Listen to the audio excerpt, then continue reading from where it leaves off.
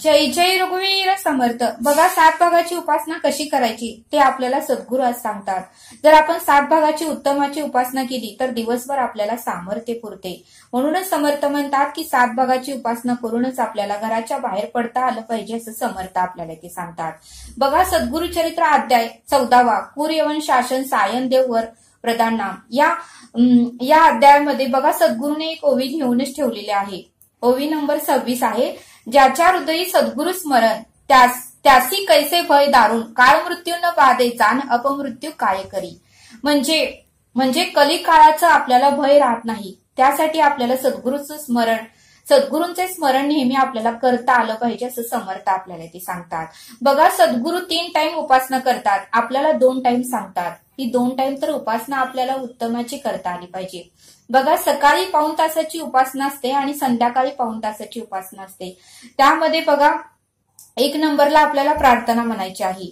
गुरुर ब्रह्मा गुरुर विष्णू गुरुर देव महेश्वरा सद्गुरु साक्षात परब्रह्म तस्मै श्री सद्गुरे नमः।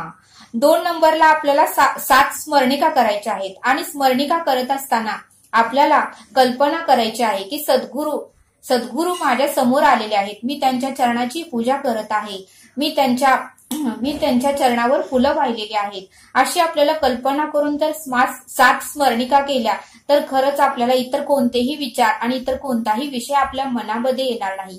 त्यामुळे सद्गुरू माझ्या समोर आहेत, मी त्यांची पूजा करत आहे, असं कल्पना करून आपल्याला त्या स्मरणिका करता आलं पाहिजे। 3 नंबरला बघा, 14वा अध्याय आपल्याला वाचायचा आहे। कुर्यवन शासन सायन देव वर प्रधान नाम हा 14वा अध्याय आपल्याला वाचायचा आहे। 4 नंबरला सद्गुरु चरित्र अध्यायामधला 25 ओवी आपल्याला वाचायच्या आहेत। जर आपण सुरुवातीपासून वाचत असेल तर सुरुवातीला 25 ओव्या आणि दुसऱ्या दिवशी किंवा संध्याकाळी त्या 25 ओव्याच्या पुढच्या 25 ओव्या आपल्याला वाचायच्या आहेत। आता 5 नंबरला श्रीमद श्री दासबोध यामधला दशक पहिला स्थवन नाम आणि समास पहिला मंगलाचरण याचं आपल्याला वाचन करायचं आहे। आणि 6 नंबरला चालू समास, जो आपल्या बैठकीच्या श्रवणामध्ये असतो, जो व्यासपीठावरून आपल्याला त्या समासाचं निरूपण दिलं जातं, तो समास आपल्याला 7 दिवस वाचायचा आहे। आणि 7 नंबरला आपल्याला श्री मनाचे श्लोक 3 श्लोक आपल्याला म्हणायचे आहेत। जर आपण सुरुवातीपासून म्हणत असेल तर सुरुवातीला 3 श्लोक आणि संध्याकाळच्या उपासनेत त्या 3च्या पुढचे 3 श्लोक असे आपल्याला म्हणायचे आहेत। बघा, आणि ते 7 भागाची उपासना झाल्यानंतर आपल्याला 1 श्लोक म्हणायचा आहे। ज्या ज्या स्तरे हे मन जाय माझे त्या स्तरे हे निद्रूप तुझे मी ठेवितो मस्तक ज्या ठिकाणी ते तुझे सद्गुरु पाय दोन्ही हा श्लोक आपल्याला म्हणायचा आहे। त्यानंतर सद्गुरूंना साक्षात दंडवत घालून आपल्याला अजून एक दुसरा श्लोक म्हणायचा आहे। आकाशातम पतितो तो यथा गचिती सागरम सर्व देव नमस्कारम केशवम प्रति गच्छित। या श्लोकाचा अर्थ असा आहे, या सृष्टीवर जे काही परमेश्वर ईश्वर आहेत त्या सर्व देवांना माझा नमस्कार, असं या श्लोकाचा अर्थ होतोय। आणि त्यानंतर आपण उठून उभा राहायचं आहे आणि स्वतःभोवती 3 फेऱ्या मारायच्या आहेत। यानी काणीच पापानी जन्मांतर कृतानीच ताणी विनक्षांती प्रदक्षिणे पदे पदे। म्हणजे या श्लोकाचा अर्थ असा आहे की माझ्या जे काही मी 84 लक्ष जीव योनीतून फिरून नंतर मला मनुष्य देह मिळाला आहे, त्या योनीत जे काही माझं पाप झालेलं आहे ते 3 फेऱ्या मारल्यानंतर थोडं पाप आपलं कमी होतं। त्यासाठी हा श्लोक म्हणून आपल्याला स्वतःभोवती 3 फेऱ्या मारायच्या आहेत। अशा प्रकारे ही 7 भागाची उपासना जर आपण सकाळी पाऊण तास आणि संध्याकाळी पाऊण तास उत्तमाची केली तर आपला दिवस हा उत्तमाचा जाणार आहे। आणि जर उपासना झाल्यानंतर आपल्या घरामध्ये कोण वडीलधारी माणसं असतील त्यांच्याही आपल्याला चरणाचे दर्शन घेता आलं पाहिजे, आई वडिलांच्या चरणाचं दर्शन घेता आलं पाहिजे।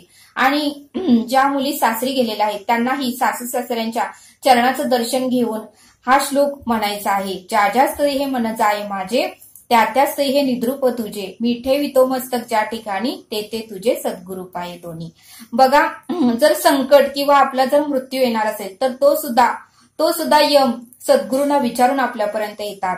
त्यासाठी बघा, सद्गुरूंना आपली किती काळजी असते। म्हणून नेहमी घराच्या बाहेर पडताना आपल्याला कपाळावर स्मरण लावूनच घराच्या बाहेर पडता आलं पाहिजे। ज्यांच्या घरामध्ये सद्गुरु चरित्र आहे आणि ज्यांच्या घरामध्ये श्रीमद दासबोध आहे, बालभक्ती आहे, स्मरण आहे, तेथे सद्गुरू वास्तव्य करतच असतात.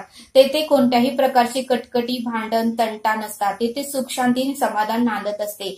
त्यासाठी आपल्याला आपल्या घरामध्ये सद्गुरू चरित्र आणि श्रीमद श्री दासबोध, बालभक्ती, स्मरण हे असायलाच हवे.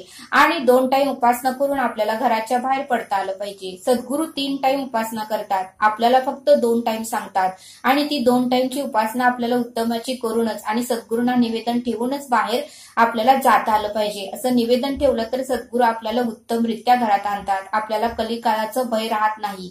अशा प्रकारे 7 भागाची उत्तमाची उपासना केली तर आपली सर्व काही जबाबदारी, काळजी हे सद्गुरू घेतात. म्हणून नेहमी रोज उठल्यानंतर, आंघोळ केल्यानंतर 7 भागाची उपासना करा आणि संध्याकाळी उपासना करा आणि निवेदन ठेवूनच घराच्या बाहेर पडा.